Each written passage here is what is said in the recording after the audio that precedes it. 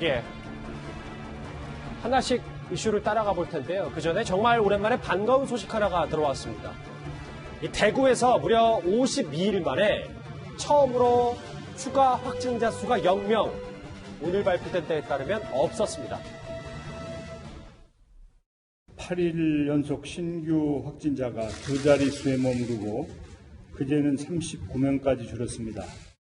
오늘 처음으로 신규 확진자가 발생하지 않았습니다. 신규 확진자 0이라는 소식은 아마 모든 시민 여러분들께서 기다리던 반가운 숫자일 것입니다. 말씀하셨던 것처럼 대구 시민뿐만 아니라 오늘 대한민국 모든 국민들이 지금 반가운 소식입니다. 그런데 이진환 차장, 이거를 안심할 수가 없는 게 분명히 또 한 번 곡선을 타고 올라올 수 있을 가능성도 있고, 과거 사례로 봤을 때 스페인 독감과 메르스를 봐도 다시 재발화되는 경우도 있었었잖아요. 네, 그렇습니다. 사실은 가장 무서운 게 뭐냐면 이게 무증상일 때 또 감염이 일어날 수도 있고, 또 이게 집단적으로 또 감염이 다발성으로 발생할 수가 있습니다. 우리가 강남에서 최근에 일어났던 사건이라든지 콜센터 사건 같이 이렇게 지역 사람 많이 몰리는 곳에서 다발성으로 나타날 가능성이 또 있기 때문에 조심해야 됩니다. 이진환 차장, 그런데 저희 0명 있잖아요. 누구보다 좀 감회가 새로우실 것 같은 게 2주 전에 대구에서 열흘 정도 의료봉사를 하셨었잖아요. 그때 매일매일 이렇게 확진자 수가 0으로 떨어지기 전까지 매일매일 코로나 환자를 한 100명 정도 보셨다면서요? 더 되죠. 사실은 그 당시에도 자가격리, 즉 병실이 없어서 자가격리하는 환자들만 2,000명 가까이 됐던 상황이었기 때문에 정말 오늘 제로라는 얘기를 듣고 저뿐만 아니라 대구 시민 모두 다 기뻐하셨는데요. 하지만 이 제로라고 해서 안심하기는 이르다는 것을 좀 얘기를 강조하고 싶습니다. 여전히 나이 드신 분들 만약 걸리게 되면 굉장히 큰 치사율이 높을 뿐만 아니라 또 이렇게 또 마음 또 풀리다 보면 또 사람들이 또 나가지 않습니까? 나가서 또 거리두기가 또 깨지게 되면 그래서 또 생길 수가 있기 때문에 항상 이번 주, 다음 주까지는 좀 조심했으면 좋겠습니다. 그러니까 이진환 차장 보실 때 반가운 소식이면 분명한데 더 이제 앞으로도 조금 더 긴장의 끈을 놔서는 안 되겠다. 대구 의료봉사 때 얘기를 조금 더 제가 질문하지 않을 수가 없는 게 사실 아까 100명 넘게 거의 2,000명 가까이 지금 병상이 부족했기 때문에 계속해서 진료를 보셨던 것도 있고, 제가 방송 직전에 한번 짧게 여쭤봤더니 현장에서 가장 기억에 남았던 일이 중환자실에 있었던 친구의 어머님을 직접 치료한 그런 일도 있으셨다면서요? 직접 치료하기보다는 자주 찾아가서 중환자실에 찾아가서 격려도 해주고, 또 친구가 또 전해달라고 하는 또 사진이라든지 또 편지 이런 것들을 직접 전달하면서 읽혀주기도 하고 그랬던 기억이 나고요. 특히 또 전북대 병원까지 또 이송한 환자가 계셨어요. 87세 할아버지셨는데 그 당시 대구 경북 지역에 중환자실이 없어서 전국을 타진한 결과 전북대 병원에서 자리가 나서 같이 2시간 내도록 같이 있으면서 119 구급대 내에서 또 격려도 하고 또 응원도 해주고 그랬던 기억이 납니다. 저는 의료 기술이 없어서 참 어떤 마음으로 표현해야 할지 모르겠지만 참 존경스럽다는 마음도 이진환 차장한테 동시에 드는데, 의료진들의 고생 이 차장이 굳이 말로 표현하지 않아도 정말 힘드시고 지금도 의료 일선에서 지금 사투를 벌이신 분 많은데 당시에 안철수 대표도 함께 의료봉사에 같이 하셨었잖아요. 네, 병원에 갔는데 안철수 대표는 이미 며칠 전부터 계속 해오고 있었고 저도 같이 합류해가지고 또 같은 병동을 또 같이 돌아다니면서 화면에도 나오네요. 또 같이 환자들 돌보고 하셨는데요. 되게 기억에 남았던 게 이제 그쪽 환자들이 굉장히 또 좋아했고, 환자들도 되게 또 환자들이 거꾸로 우리 의료진들한테 수고 많다, 고생한다라고 또 응원을 해주셨어요. 그래서 되게 또 고마웠던 기억이 납니다. 일단 자가격리를 마치고 돌아온 이진환 차장이 당시 열흘 동안의 대구 의료봉사 때 얘기와 오늘 이렇게 추가 확진자가 없었기 때문에, 제로였기 때문에 여러 가지 감회도 한번 들어봤습니다. 자, 근데 이 문제를 좀 짚어봐야 될 것 같아요. 여전히 우려되는 사례는 바로 자가격리 이탈입니다. 서울 잠원동에 사는 20대 여성이요. 20대 여성이 자가격리 중에 사흘 연속으로 커피숍을 찾아서 좀 논란입니다. 최진봉 교수님, 이 여성이 글쎄요. 벌써 하루에 2번씩이나 이 스타벅스를 찾아서 지금 꽤 논란이 되고 있죠. 그러니까 여기 3월 24일 미국에서 입국했는데 뭐 미국에서 오셔서 그런지 모르겠는데 왜 자꾸 이렇게 다니시는지 잘 모르겠어요. 4월 4일날 자가격리 통보를 받았다고 하는데 그렇다 하더라도 미국에서 입국을 했으면 일정 부분 본인이 좀 조심을 하고 주의를 했어야 될 필요가 있거든요. 예. 근데 지금 이름이 나와 스타벅스 신사점에 4일, 5일도 2번이나 갔어요. 6일도 가셨고요. 그리고 이제 돈가스집에 6일도 가고 고깃집도 4일, 6일 가고 이렇게 돌아다니게 되면 미국에서 오신 분들은 자가격리를 해야 되는 거잖아요. 기본적으로. 이런 부분들을 지키지 않아서 문제가 만약 발생하면 지금 현재 뭐 30명대까지 내려갔는데 언제 어떻게 될지 모르는 상황 아니겠습니까? 긴장의 끈을 놓치면 안 되는 상황에서 저런 모습을 보여서 좀 안타깝고요. 일단 외국에서 오신 분들은 우리 국민들이 그렇게 얘기하잖아요. 외국에 오신 분들은 우리 국민들은 다 봤습니다. 어떤 상황에서도.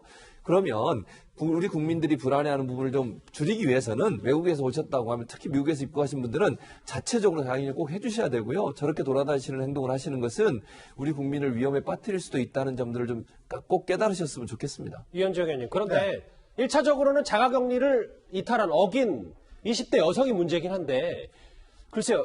어쨌든 자가격리를 이탈했음에도 이렇게 꾸준히 계속해서 한 군데 커피숍을 갔다는 게 보건당국의 관리도 안 된 거 아니겠습니까? 그러니까 이제 이것 때문에 사실은 이제 손목밴드, 전자 팔찌 이야기 나오는 것인데요. 이분 같은 경우는 이제 3월 말에 이제 한국에 들어왔습니다. 처음에는 음성이 나왔어요. 조사했는데. 근데 문제는 이제 그 다음에 그 밀접 접촉자로 이제 통보를 받아서 다시 이제 4월 4일 날 이제 그 조사를 했고 그 이후에 다시 이제 확진자가 됐어요. 이제 4월 4일 날 그때부터 자가격리 통보를 받은 겁니다. 그러니까 그 전에도 이미 들어와서 수차례 걸쳐서 이렇게 이제 돌아다닌 것뿐만 아니라 그 이후에 자가격리 통보를 받고도 됐고 결국 지금 이제 확진자가 됐으면 현재 보람의 병원에 입원하고 있는 상황이거든요. 그러니까 그렇다고 한다면 지금 이 같은 경우에 굉장히 사람들이 많이 다니는 곳 아니겠습니까?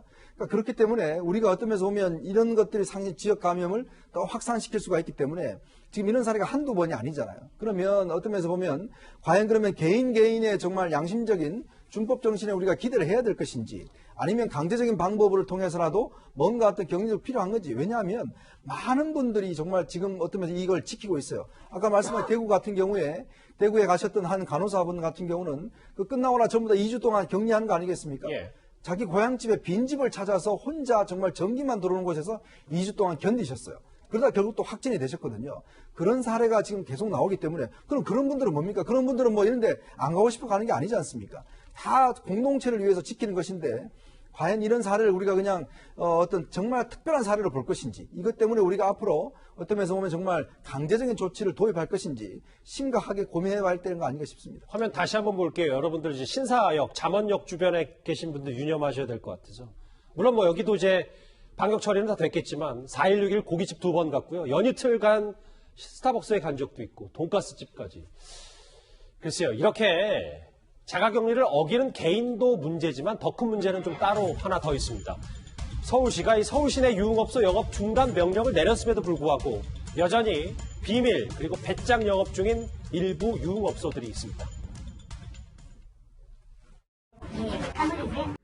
그러니까 이제 형님 이제 들어오시면은 저희 돈 잡으죠. 아니 어차피 저희가 받으면 지금 가방 끄고 카드 내리고 해야 돼. 그래서 뭐 카드 어떻게 내려 건물이 제가 그냥 알아내고. 구장차장 지금 제일 문제가 산발적 집단 감염물이 언제 또 확산될지 모르는 그 수면 밑에 있는 그거잖아요. 지금 이렇게 2차 파도의 핵심 온상으로 지금 계속해서 술집과 유흥업소들이 거론되고 있습니다. 그렇습니다. 특히 위험한 것이 지금 밀집 접촉을 했을 경우에는 감염 가능성이 굉장히 큰 거 아닙니까? 그런데 유흥업소라든지 칵테일바, 와인바의 경우에는 일단 실내고요. 그리고 이 좌석과 좌석의 간격이 그렇게 넓지가 않습니다. 그래서 밀집 접촉을 할 가능성이 굉장히 크기 때문에 사회적 거리두기를 실천하기 위해서는 조금 출입을 자제해야 되는 곳입니다. 그럼에도 불구하고 꼭 가야 된다라면 그 유흥업소에서 얼마나 그 손님과 손님 간의 거리를 띄었는지 이걸 확인을 해야 되는데 앞서 인터뷰에서 나온 것처럼 뭐 권고 사항이고 시정을 요구하는 수준, 그러니까 처벌 강도가 낮다 보니까 그걸 좀 별거 아닌 것으로 좀 인식을 하시는데 만약 저기에서 확진자가 나오게 되면 그거에 대한 사회적 비용 책임까지도 지금 정부가 구상권을 청구하겠다라고 공표를 해놓은 상황입니다. 이런 점을 감안해서 꼭 무슨 뭐 이렇게 처벌이 무서워서가 아니라 이 코로나 확산을 막기 위해서 좀 자발적으로 좀 출입도 자제하고 영업도 좀 자제해야 되는 상황이 아닌가 하는 생각이 듭니다. 사실 대부분의 유흥업소들은 지금 서울시 행정명령을 잘 지키고 있는 반면에 아주 일부 유흥업소들이 지금 불이 꺼졌는데도 알고 보니 그렇지 않았습니다. 아직도 이렇게 코로나 잔불은 남아 있습니다. 지난주에 지난 주말 꽃 구경에 나선 시민들이 제법 많았기 때문에 이제 앞으로의 주말을 또 앞두고 정세균 총리 오늘 이런 말을 했습니다. 이번 주말 부활절을 맞아 작게나마 집회를 계획하는 곳이 많은 것으로 알고 있습니다. 대면 집회를 최대한 자제해 주시고 만약 집회를 열 경우에도 방역 준칙을 철저히 지켜주실 것을 당부드립니다. 특히 정세균 총리가 오늘 이런 말을 한 이유가 당연히 이번 주말이 부활절이지 않습니까? 그렇습니다. 기독교에서는 부활절 아주 중요한 절기죠. 사실은 성탄절, 부활절이 제일 중요한데 예. 그럼에도 불구하고 대다수의 교회들은 대형 교회를 포함한 저희 교회, 제가 다니는 교회도 마찬가지입니다. 2주간을 더 연장을 했습니다. 온라인 예배를. 유혹이 있었죠. 당연히 해야 된다고 얘기하는 분도 있었고 그러나 사회적으로 이게 너무너무 중요한 사안을 공통적으로 생각을 했기 때문에 연기를 한 거거든요. 그런데 일부 교회들 대표적으로 정광훈 목사가 심호하고 있는 이 사랑제일교회를 포함해서 일부 조그만 교회들이 현장 예배를 예정하고 있어 참 안타깝습니다. 제가 여러 번 여기서도 말씀드린 하나님이 기뻐하신 예배가 반드시 현장에서 드리는 예배만이 아닙니다. 온라인으로 드리는 예배라고 해서 하나님이 임재하지 않는 것도 아니고 부활절에 하나님이 영광 받지 않는 것도 아니지 않겠습니까? 이런 태도를 보이는 것은 하나님의 뜻과 저는 배치한다고 보고요. 그런 차원에서 교회들이 모두 다 참여했으면 좋겠고 천주교는 온라인 미사 하고 있고요. 불교도 지금 부처님 오시는 한 달 연기했습니다. 그리고 연등도 온라인으로 접수하고 있는 상황이고요. 그래서 몇몇 교회가 그런 행동을 했을 때 기독교에 대한 비판적 여론이 커지는 것도 절대로 저는 성경적이지 않다고 봅니다. 그런 차원에서 본다고 하면 알겠습니다. 가능한 한 현장 예배를 좀 안 하셨으면 좋겠다는 생각이 듭니다. 이렇게 부처님 오신 날도 원래 4월 말쯤 5월 초인데 이제 한 달 연기됐고 온라인 연등 접수까지 불교계도 지금 나서고 있습니다. 기독교의 원로인 손봉호 목사의 말 한번 들어보겠습니다. 예배라는 건 하나님이 기뻐하셔야지. 하나님이 보시기에 야 이놈들아 내가 생명의 주인인데 생명을 무시하고 무슨 나한테 예배하고 찬송한다고 하느냐. 하나님에 대한 반역이지 예배가 아닙니다. 이제는 차장 조금 이 주제 정리해 볼게요. 왜냐하면 이번 주에 부활절 마찬가지로 지금 벚꽃도 만개했고 날도 좀 조금씩 풀리면서 나들이 하기 좀 딱 좋은 날씨가 됐는데 전문가 입장에서 보셨을 때 그리고 대구에서 의료봉사를 10일 넘게 하시면서 느꼈던 거 국민들께 이 한마디만 좀 당부드린다면요. 여전히 사실 감소 추세라고 하지만 우리 이 코로나19 이 바이러스가 정말 예상치 못한 데서 막 생기고 있습니다. 특히 안도하고 갑자기 이제 괜찮겠지 하고 나들이 가고 이렇게 하는 순간 바로 정상 금방 나타나지가 않습니다. 잠복기를 거쳐서 바로 2주 뒤, 예를 들어서 10일 날 나갔으면 14일 뒤에 24일쯤에 또 많이 생길 수가 있기 때문에 항상 조심해 주시고 손 씻기를 반드시 꼭 실천해 주시길 바라겠습니다. 알겠습니다. 유흥업소 얘기 그리고 이 자가격리를 또 어긴 얘기까지 하나씩 사례를 짚어봤습니다.